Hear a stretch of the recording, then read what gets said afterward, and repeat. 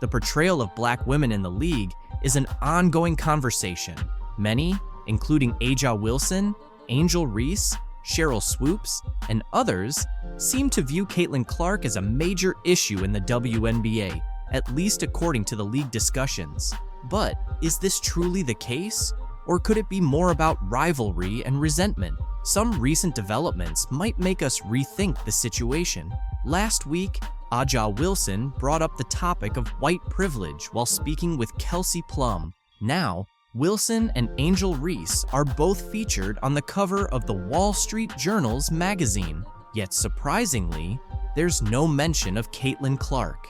In 2024, with all that's happening, isn't it worth exploring this from Caitlin Clark's perspective too? Imagine this. Even if you're the first rookie since 2008 to make the WNBA's first team, break over 50 records in one season, and win Rookie of the Year, you're still not acknowledged in one of the league's largest media spreads to date. This seems puzzling, especially if Clark's success is arguably central to the article's theme. The situation is further complicated by online tensions. Caitlin Clark is often cast in a negative light, made to seem difficult and unlikable, even while dealing with online harassment from an account managed by Aja Wilson's friend. And yet, both Wilson and Reese continue to fuel controversy, even accusing each other of unfair treatment and, at times, directing this frustration toward Caitlin Clark. This leaves us wondering, is this really the behavior we expect from an MVP or Rookie of the Year? This situation honestly feels like a case of bullying. It's the peak of first world issues, showing a lack of responsibility and, frankly, Angel Reese's lack of consideration. Watching this unfold is mind-boggling. You're right, it's easy to see how she comes across if you have even a bit of self-awareness. Honestly, if I were another WNBA player without Caitlin Clark's visibility, she wouldn't be my concern. She isn't the problem here. More people are starting to catch on. Caitlin Clark was never the issue. Her critics were the ones using her name for attention whenever things didn't go their way. Those same athletes, analysts, and experts quickly make noise when they feel slighted, then claim Caitlin Clark is the root of it all. But here's the truth. The issue might actually be Angel and Aja, not Caitlin. It's worth asking, who's really harming the league's reputation? Angel Reese or Caitlin Clark? Because, once again, it's Reese's unlikability that seems to be hurting the league's image. Caitlin, on the other hand, is generally well-liked and doesn't flaunt privilege or entitlement as if she's something special. People from all backgrounds are beginning to notice this. You made a great point. Caitlin Clark is helping drive the league's success and bring in money, while Angel Reese's behavior might be doing the opposite. The WNBA doesn't seem to be catching on, but the fans certainly are. Yet, we're still being told to embrace both Angel and Aja as league icons. But do they even realize who they're trying to promote? I get it. Aja Wilson is undoubtedly one of the greatest players, a true icon who will likely be in the Hall of Fame. Her stats alone speak to her greatness, and that's worthy of respect. But as I look deeper into this and see more of her behavior, I can't ignore a hard truth. She's becoming more and more unlikable. In a surprising move, ESPN is back in the news, this time for parting ways with one of its well-known personalities, Elle Duncan. So, what happened? It all stems from Duncan's ongoing criticism of Caitlin Clark, a rising star who's been making waves in the WNBA. Instead of celebrating Clark's impressive achievements, Duncan took a different route, one that ultimately cost her her job at ESPN. Brianna Stewart's never going to win another championship, or, Nafisa Collier's better than Maya Moore. Like, instead of those kinds of hot takes, the hot takes solely and explicitly surround all of these black women versus Caitlin Clark. Amani Jones and Elle Duncan have teamed up. They're coming at the 22-year-old white straight girl, Caitlin Clark. Because, see, here's the deal. Because Caitlin Clark can throw a ball into a basket deeper and better than anybody in the history of women's basketball because Caitlin Clark plays with a flair. Before getting into the specifics, let's first break down how Elle Duncan's actions ultimately led to her being let go from ESPN. It's no surprise that she faced backlash. Throwing out accusations without solid proof never sits well with the audience. Viewers quickly picked up on the bias, and it was only a matter of time before ESPN had to sever ties. Today, we're diving deep into the controversy, exploring why ESPN made such a bold decision and how Duncan's criticisms of Caitlin Clark shifted into what many are calling a full-blown witch hunt. But there's more to this story than what's on the surface. So let's dig into all the details. She has never been around these type of women. She's never been around, Black women or women from different parts of the country. Like, she's sort of existed in this bubble. Now, seriously, how arrogant is this? I mean, I hear all the time, don't judge me. Don't judge me by the color of the skin. Don't judge me. Really? Okay. Well, what are you doing? What are you doing? You're sitting there and judging me. You're judging a woman you have no idea. None. Zero zip. He points out the contradictions. While constructive criticism is one thing, Duncan's approach veered into personal attacks. It's a hard truth, but often that's the way it is. Duncan's comments hit a nerve, but not in the way she probably hoped. Instead of gaining support, she was met with immediate backlash. Fans, analysts, and even fellow commentators called out the lack of evidence behind her claims. Many questioned why she focused on Clark's so-called privilege instead of her undeniable skills on the court. Let's take a closer look at Dan Dakic's take on Duncan's actions and the jealousy he sensed among ESPN's commentators. Everybody that I know still know what ESPN tells me. Oh, it's so ridiculous, these women. It's so ridiculous. There's a green room right next to where the makeup is. It's loud, it's stupid, it's asinine, it's absurd. And that's Elle Duncan and her little cast of cronies. And all the little girls at ESPN, look, all they are is trying to make themselves, well, not better, more popular. And I don't care what they do. Elle Duncan has lived in that bubble forever. Elle Duncan is full of shit here. His comments hit a nerve, but they echoed what a lot of viewers were already thinking.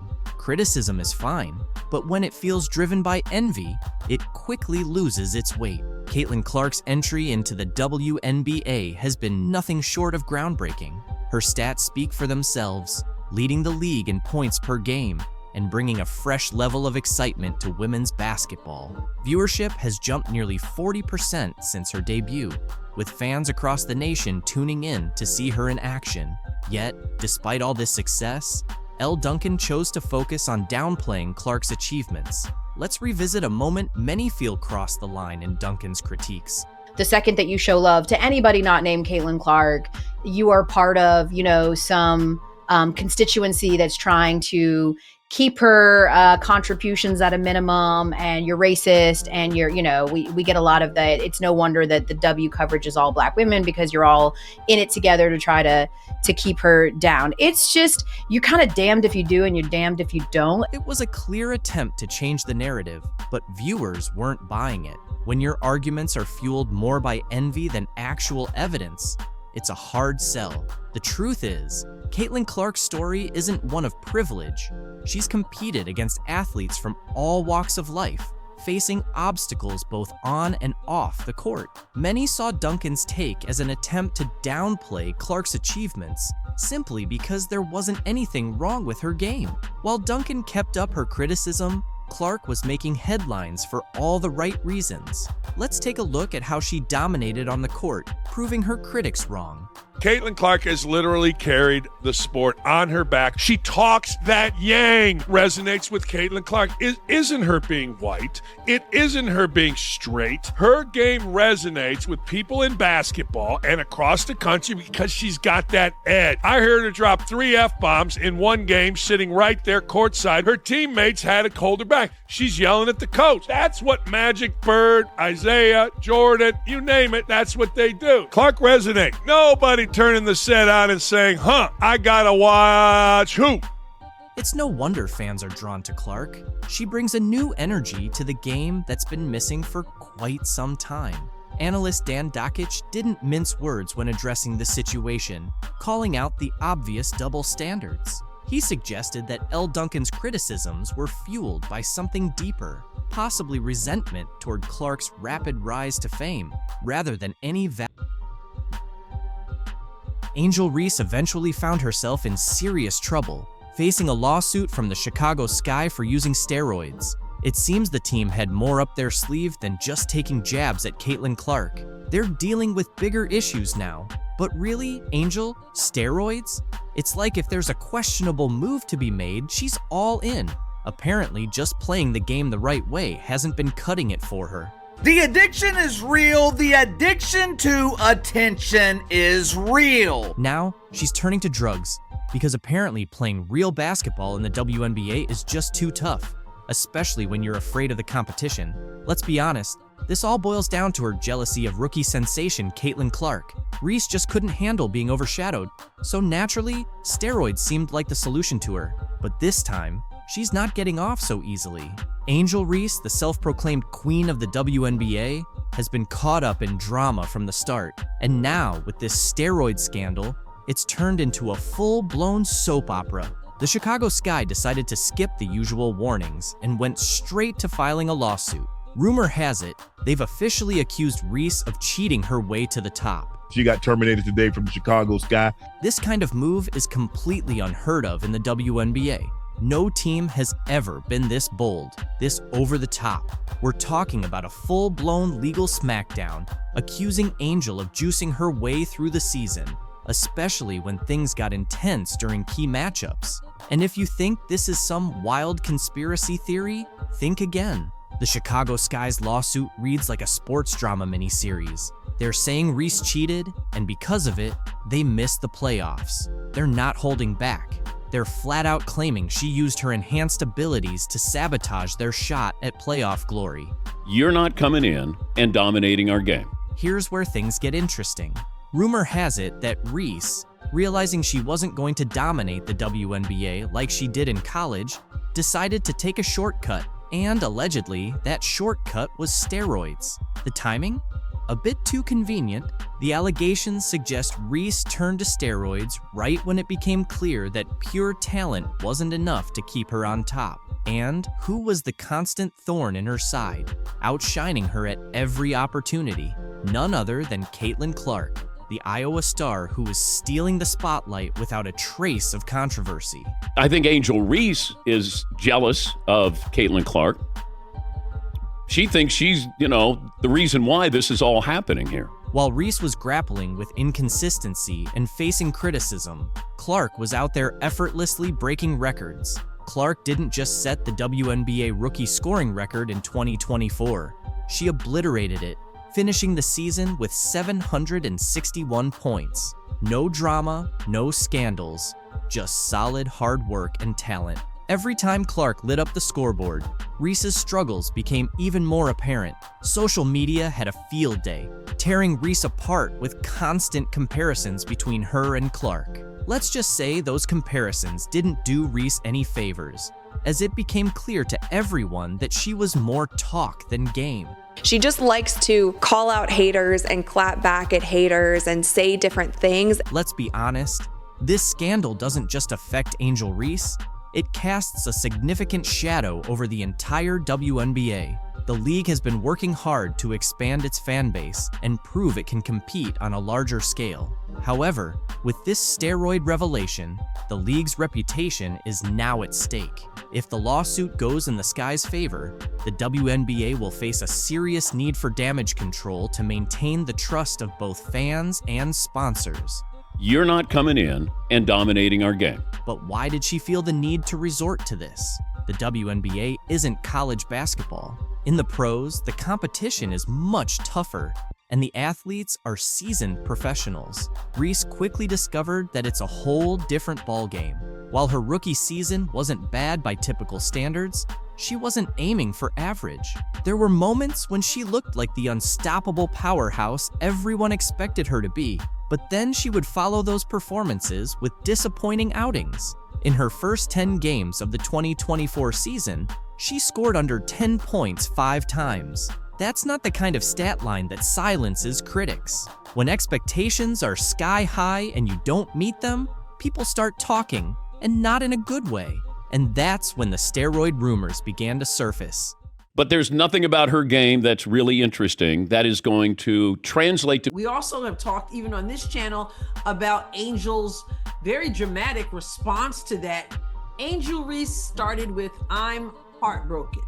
I'm literally lost for words, knowing what this woman meant to me in such a pivotal point in my life. She was the only person," which is interesting since she's been coached before. It's pretty wild that even after facing a lawsuit over steroid allegations, Angel Reese still has the audacity to keep making headlines with her outrageous comments. And this time, she's taking shots at none other than her coach, Teresa Weatherspoon. If betrayal had a face, it would definitely look like Teresa's right now. And unfortunately, it seems like, according to some new reports, that relationship cost her her job. Chicago Sky officials are saying Teresa was suspended because the team's performance wasn't up to par. But wait a second, Angel is out here dropping some serious tea, claiming that's not the full story. Point being, she disrespected the official. That was the official response to this. So why is Angel doing this?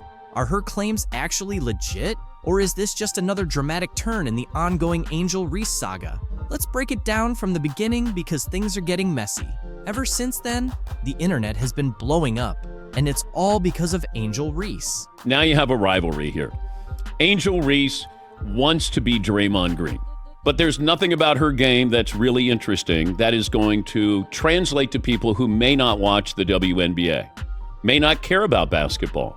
Once hyped as the next big star in the WNBA, Angel is now caught in the middle of a scandal so wild, it's shaking up the entire league. After months of rumors, the truth finally came to light. Reese allegedly turned to performance-enhancing drugs in a desperate attempt to stay relevant. When you can't keep up with the talent in the league, what do? Yeah, apparently, you turn to steroids to close that gap. Angel Reese is the villain, Caitlin Clark is the hero, and Angel Reese continued to play into it last night by getting ejected, and it's almost like it's all scripted. This is perfect for the WNBA. She's all the talk. She's the one standing up there in front of reporters saying, "I need all of you guys to realize there's two of us that changed the game of women's basketball." And it's not just Caitlin Clark. I was a part of that 2 years ago in the national championship game, and it's going to continue to be that way from here on out. I kind of love it. I don't agree with her. It's way more Caitlin Clark than it is Angel Reese. Then, boom, news breaks that Reese tested positive for performance-enhancing drugs, and the entire WNBA world went into a frenzy. The Chicago Sky, her team at the time, didn't waste a second suspending her while they launched an investigation. But honestly, we all knew where this was going. Her job. And I don't doubt it, because anybody who's watching could see that what was going on with Chicago and with Angel Reese and the double-double streak and all that stuff wasn't good for Angel, wasn't good for the rest of the team, wasn't good for the whole organization. The moment those test results came back, Reese's career nosedived faster than her fourth quarter shooting percentage. Her public image was already hanging by a thread, but this, it completely shattered it. The Sky cut her loose, and fans, the league, everyone, were left stunned, picking their jaws up off the floor. WNBA has been around a couple of decades, and people didn't notice the game. They're noticing it now. Well, that's because of Caitlin Clark, not Angel Reese. The drugs Reese allegedly used weren't your everyday vitamins. Nope, she supposedly went for EPO, or erythropoietin, a powerful performance enhancer that boosts stamina and endurance by increasing red blood cell production. It's the kind of stuff cyclists and marathon runners use to push their bodies to superhuman levels. On top of that, she reportedly dabbled in anabolic steroids, which help build muscle faster than you can say bad decision. Both of these substances are strictly banned under WADA regulations, and the WNBA, they don't mess around with this kind of thing. Athletes caught using these banned substances usually face a harsh reality: suspensions, public humiliation, and a huge question mark hanging over the rest of their career. The addiction is real, the addiction to attention. Caitlin Clark's transition from the US to Europe is creating quite a buzz in the basketball world. Her choice to sign a lifetime contract with a European club has fans curious about what motivated such a bold decision, especially after her impressive rookie season. From deep three-pointers to record-breaking assists, Caitlin quickly emerged as a star in the WNBA. However, her journey in the league wasn't as smooth as it seemed. In interviews, Clark opened up about the challenges she faced both on and off the court. One of the toughest parts of her life as a professional athlete was the pressure to always be on. She mentioned that there are days when she simply doesn't want to engage with anyone. When someone comes up to you, that's their 10-second interaction with you, so you smile and try to be kind. But sometimes you just want to be normal, she shared. Caitlin's rookie season was physically demanding. She faced aggressive defense and often felt like she was targeted by opponents pushing the limits of fair play. Hard fouls and elbows became all too common, yet she kept her composure, accumulating assists and points while setting records despite the relentless pressure. Additionally, as a young white player in a predominantly black league, Clark encountered subtle but uncomfortable moments from both fans and fellow players. These factors weighed heavily on her and played a role in her decision to seek new opportunities overseas. In Europe, she saw not only a fresh start, but also a chance for personal and professional growth. Playing in a different league would provide new challenges without the constant scrutiny she experienced in the US media. While some critics argue that Clark's move might be premature, others view it as a calculated decision to prioritize her passion for the game without the distractions she faced at home. As Caitlin embarks on this new chapter, she leaves behind a complex legacy in the WNBA. Her talent and determination are undeniable. What are your thoughts on Caitlin Clark's reaction to Sabrina Ionescu's game-winning shot in the WNBA Finals was anything but chill. Sabrina's three-pointer gave the Liberty a huge 80-77 win, and while the world was hyped, Caitlin was visibly frustrated. Her season ended way earlier, and seeing her biggest rival take over in the spotlight hit different. Caitlin's always been that player everyone watches, but this time, it's Sabrina stealing the show, and you could sense that jealousy. The rivalry between these two has been bubbling under the surface for a while, but this game just cranked up the tension. Caitlin came into the league with the hype, the fan base, and the expectation to dominate. Sabrina, however, has been quietly making her case, and now she's got everyone's attention. For Caitlin, sitting on the sidelines while Sabrina hits clutch shots and leads her team is a tough pill to swallow. Post-game, Caitlin didn't exactly hide how she felt. In interviews, she brushed off Sabrina's performance, calling the game winner just one shot, which only made it clear how much that moment bothered her. The jealousy was right there for everyone to see. Caitlin's used to being the star, and seeing Sabrina take her spot as the WNBA's current queen? Yeah, that's not sitting well at all. This isn't just about Sabrina's one play though. The rivalry between these two runs deep, going back to their college days when both were dominating the game. Now, as pros, it's become a battle for the top spot. Caitlin had the spotlight coming into the league, but Sabrina is stealing the shine when it counts. That game winner wasn't just a clutch moment, it was a power move, showing that Sabrina can take over when it matters most. Caitlin's frustration is understandable. She's a competitor to her core, and seeing her biggest rival have her moment while she watches from the sidelines, that's fuel for the fire. But you can tell she's struggling with the fact that right now, the spotlight is firmly on Sabrina. That frustration and envy are driving Caitlin, and the tension between them is only getting thicker. Sabrina, on the other hand, is living for these moments. Her ability to deliver under pressure is what's setting her apart right now. Even though she struggled earlier in the game, finishing with just 13 points, she hit the shot that mattered most. And that's the kind of thing that elevates a player from good to legendary. While Caitlyn watches, Sabrina's out there writing her own story, and you know that's eating Caitlyn alive. Next season, this rivalry is going to reach another level. Caitlyn's not going to let Sabrina keep this momentum without a fight. You can bet she's using all this jealousy and frustration as motivation to come back stronger. The next time they meet on the court, it's going to be electric. The tension is there, the stakes are higher, and Caitlyn's got something to prove. But right now, this is Sabrina's moment. She's earned the spotlight with that game winner. And for now, she's the one everyone's talking about. Caitlyn, on the other hand, is left stewing in the envy, knowing she'll have to wait for her chance to take back the crown. This rivalry is only getting started, and the next chapter is going to be must-watch basketball. The battle for the Caitlin Clark, almost unanimous, -1. Angel Reese received one first place vote for Rookie of the Year.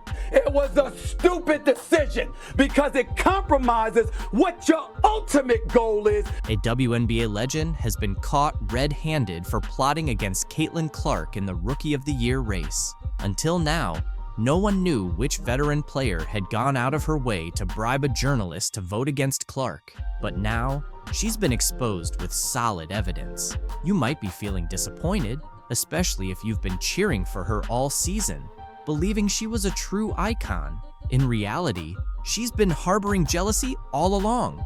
So we've got somebody out there who is casting votes for Angel Reese. I say somebody. I mean, I suppose it could have been one person who voted for Angel Reese for Rookie of the Year and another person who voted for Angel for MVP. Why did this happen? Because Clark captured all the attention in just one season, something that took this legend years to achieve. Need a clue? Well, on the same day Caitlin Clark secured the Rookie of the Year award, this so-called legend snagged the biggest WNBA title of the year. Got someone in mind? If you think you figured it out, brace yourself. This story runs much deeper than just a single bad vote.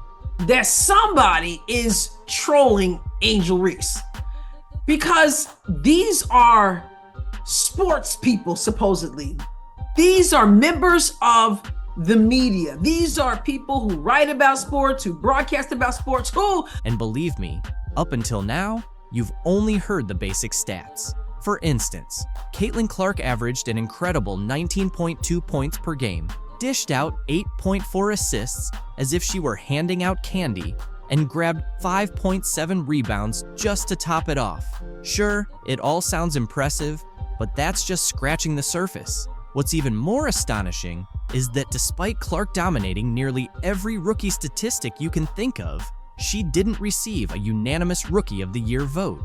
We were making the point, do you want to promote the league or not?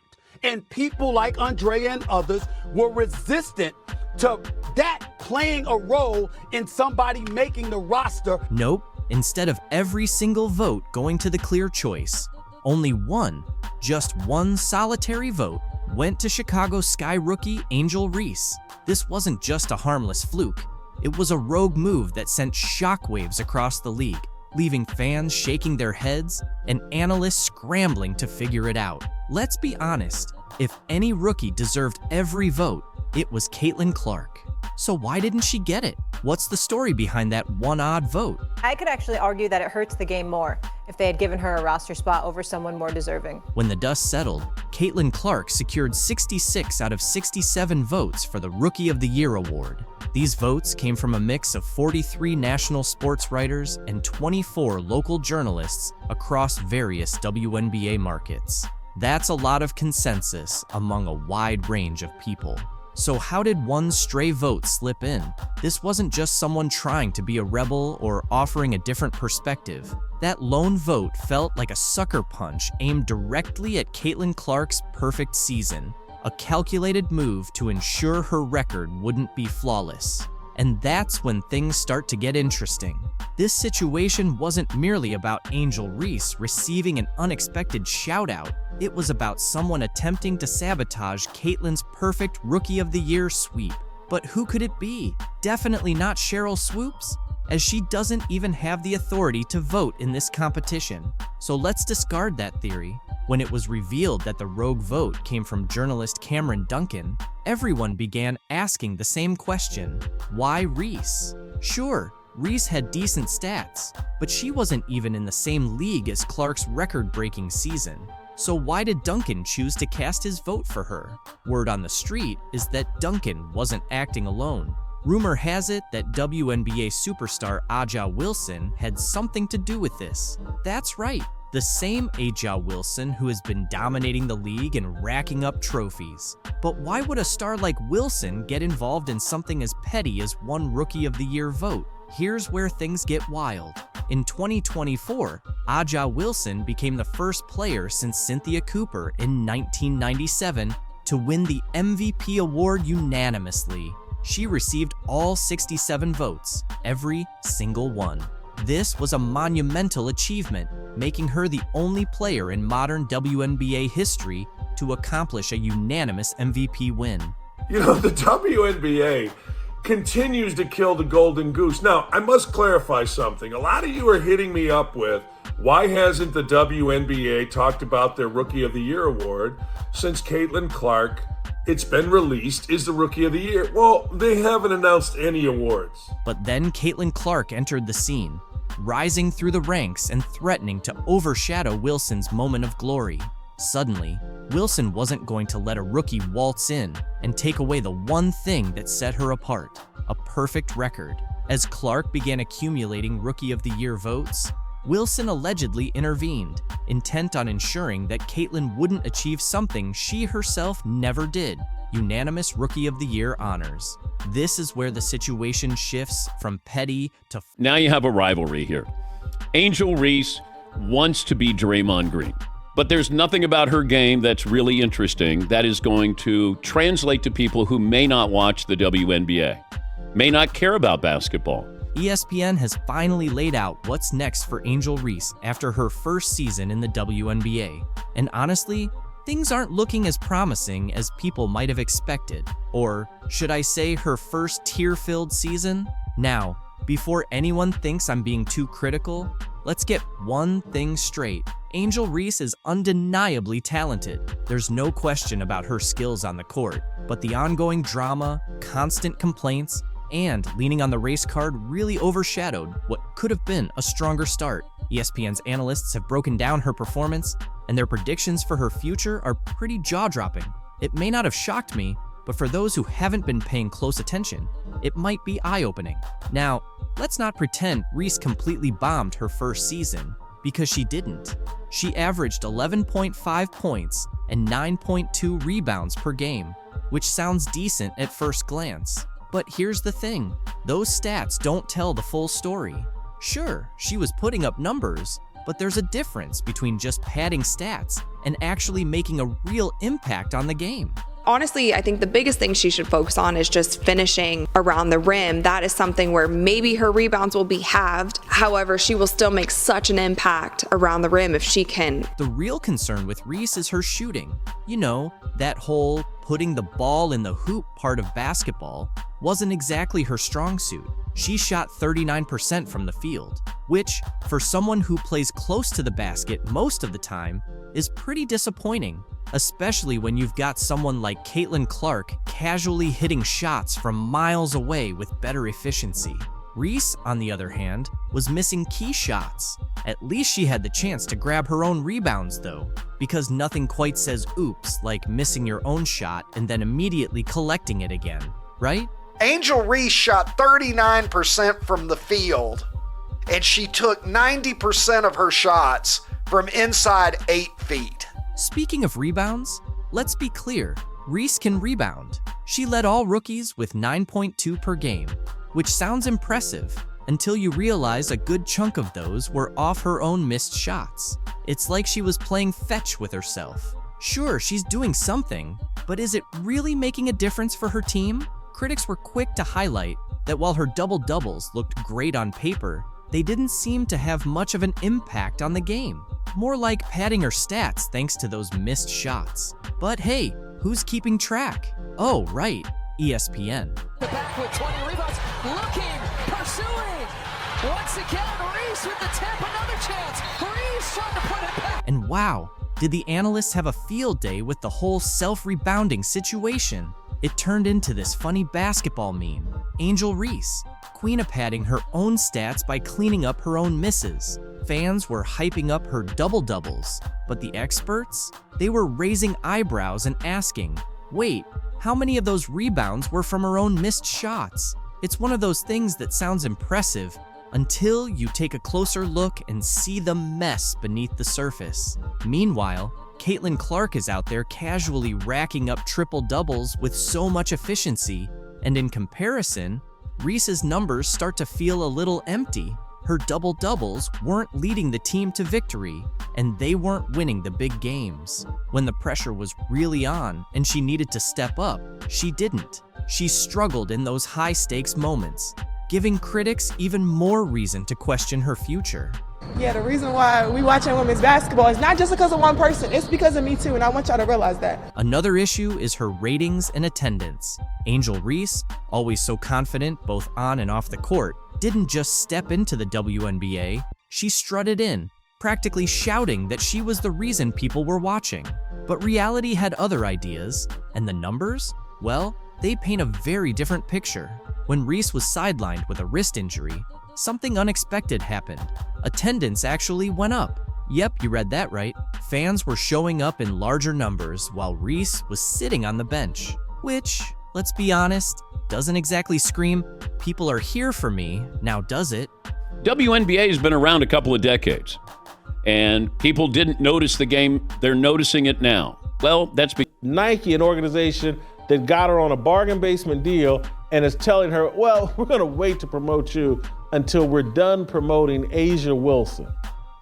And she's in the middle of all of these racial discussions that she has nothing to do with, wants nothing to do with, and then they're demonizing her fans. Caitlin Clark just sent a clear message to Nike by signing a major deal with Adidas, and Nike's situation is about to get a lot more complicated. Who thought it was a smart move to prioritize A'ja Wilson over Clark? This isn't just a questionable decision, it's a serious misstep. Clark is breaking records left and right and attracting more fans than half the league combined.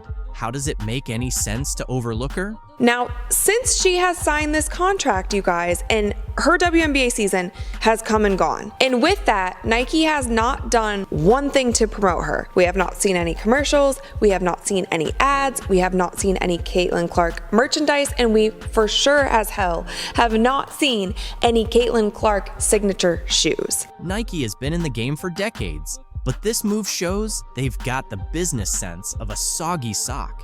Meanwhile, Adidas is making smart decisions, jumping on the Caitlin Clark bandwagon and heading straight for the top. Nike, on the other hand, will be left in the dust, clinging to their overpriced sneakers and wondering where it all went wrong. Nike, this one's going to sting. The average Angel Reese game is 10,100, 10,200. They come to watch her. Nike just made one of the biggest mistakes in their history. They let go of the one player who's been shattering records and reshaping the WNBA. Caitlin Clark was practically handed to them on a silver platter. And what did Nike do? They let her walk away. There was a Nike ad for Iowa Caitlin, though it wasn't exactly pushed on the public. There has been no Nike commercial for Clark as a pro. Let that sink in. Oh, they just shrugged, looked the other way, and treated her like she was any other player riding the bench. This is the same company that built an empire on recognizing and capitalizing on talent, and now they've somehow made Adidas look like absolute geniuses. Adidas is probably celebrating right now because they just pulled off one of the greatest heists in sports marketing history. This isn't just a win for Adidas, it's a slam dunk that's going to haunt Nike for years. Clark isn't just a star, she's a game changer, but Nike, in their infinite wisdom, decided she wasn't worth their marketing dollars. What a joke! The execs at Adidas are probably laughing like, did Nike really just hand us the future of women's basketball on a discount? Caitlin originally signed an NIL deal with Nike when she blew up in college. She was so popular, Caitlin was the most recognized college player in the country by far, twice as much as second place Angel Reese, 4 times more than the most popular men's player. That's never happened. So when she turned pro, several shoe companies were after her. Under Armour said she'd be the face of Curry brand. Nike, what were you thinking? You had the one player who doubled WNBA attendance, shattered rookie records, and made the league more relevant than ever, and you decided to let her go? That has to be one of the worst decisions since Blockbuster passed on buying Netflix. Meanwhile, Adidas swoops in, recognizes true talent, and offers Clark a huge deal, while Nike's busy promoting athletes who can't even come close to the numbers she's bringing in. But of course, Nike stuck with their safe choices. Great job. Keep focusing on your outdated strategies while Adidas is positioning themselves to dominate women's sports. How did Nike not see the millions of fans tuning in just to watch Clark light up the court? The average WNBA viewership, game, 7,300 in attendance. The average Angel Reese game is 10,100, 10,200 they come to watch her. You know what the average attendance is when Caitlin Clark plays home or the road? What? 15,300. Wow. Okay. Do you know what Caitlin Clark just got the contract from Nike? Nike. You know what the contract is? I want to say it's... Did they not notice the packed arenas or the record-breaking merchandise sales? Were they living under a rock? Or just too busy congratulating themselves on their past successes? And let's not forget Nike's weak attempt at backing Clark. 8 years? $28 million? Are you kidding? That's pocket change for a player of her caliber. This is Caitlin Clark we're talking about, the same woman who's been the face of every major WNBA headline this season, drawing more attention to the league than any other player in recent history. Nike struck absolute gold when they signed Caitlin Clark to an 8-year, $28 million endorsement deal. So why in the world are they ignoring her?